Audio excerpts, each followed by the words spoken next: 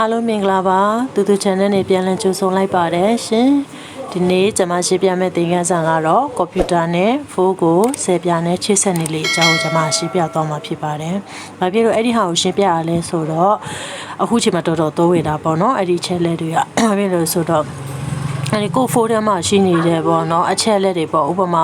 အရေးကြီးတဲ့တငယ်ချင်းတွေပဲဖြစ်ဖြစ်အရေးကြီးတဲ့စာတွေပို့ထားတာပေါ့နော်အဲ့ဒါကို Viber နဲ့ပို့ထားတာပေါ့ Viber ပဲဖြစ်ဖြစ် Messenger ပဲဖြစ်ဖြစ်Gmail နဲ့ပဲဖြစ်ဖြစ်ပေါ့နော်ကိုဖိုးထဲကိုပို့ထားတဲ့ဟာချက်လက်တွေကိုကျမတို့ကကိုယ့်ရဲ့ကွန်ပျူတာထဲကိုပြန်ထည့်လို့ရတယ်ဒါမှမဟုတ်ကွန်ပျူတာထဲကိုထည့်ပြီးတော့ print ထုတ်လို့လည်းရတာပေါ့နော်အဲ့ဒီဟာလေးကိုကျမကရှင်းပြသွားမှာဖြစ်ပါတယ်အဲ့ဒါပထမဦးဆိုဘာကိုဖိရမလဲဆိုတော့ဖိုးထဲမှာZapyaရှိရမယ်ကိုယ့်ရဲ့ကွန်ပျူတာထဲမှာလည်းZapyaရှိရမှာပေါ့နော်အဲ့ဒါဟာကိုယ့်ရဲ့ဖုန်းမှာပေါ့နော်ကိုယ့်ရဲ့ဖုန်းမှာကဒီမှာ join လေးအဲ့ဒီ join လေးကိုတစ်ချက်နှိပ်လိုက် okay ဟိုကကွန်ပျူတာထဲမှာကဒီမှာ create ပေါ့နော်အဲ့ဒါ create okay အဲ့ဒီဟာလေးကိုကျမတို့က separate QR code အဲ့ဒီဟာကိုတစ်ချက်နှိပ်ပြီးတော့ဒီမှာအဲ့ဒီဝင်ပြီးတော့ဖတ်လိုက်ပါနော် okay အဲ့ဒီဟာဆိုရင်ကွန်ပျူတာနဲ့ဖုန်းနဲ့ချိတ်ဆက်နေပြီအဲ့ဒီဟာလေးကိုကျမတို့ကပေါ်တက်လေးတစ်ချက်နှိပ်လိုက် okay successfully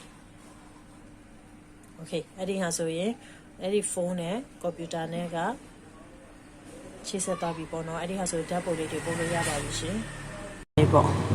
ဒီဓာတ်ပုံလေးပေါ့နော်ဒီဓာတ်ပုံလေးကိုပို့လိုက်တာနဲ့သူကဘယ်ထဲဝင်လဲသိချင်အဲ့ဒီနဘေးမှာရှိနေတဲ့ open file ပေါ့နော်အဲ့ဒီ open file လေးကိုတစ်ချက်နှိပ်လိုက်ပါဘယ်လမ်းကြောင်းထဲဝင်လဲဆိုတော့ okay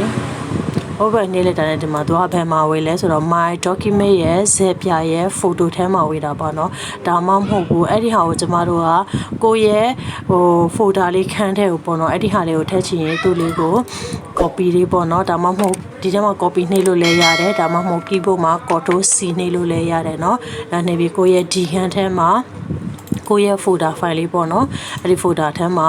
right click နဲ့ paste နှိပ်လို့လည်းရတယ်ဒါမှမဟုတ် keyboard မှာ control V နှိပ်လို့လည်းရတယ် okay ခုနကဓာတ်ပုံလေးကကိုယ့်ရဲ့ computer ထဲမှာရှိနေတဲ့ file ထဲကိုဝင်သွားတာပေါ့နော် okay အဲ့ဒီဟာလေးက computer နဲ့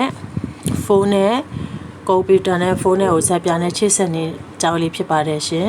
ကျမရဲ့ဗီဒီယိုဖိုင်လေးကိုစာနဲ့ဆိုတီကြည့်ရှုပေးတဲ့အတွက်အများကြီးကျေးဇူးတင်ပါတယ်ရှင်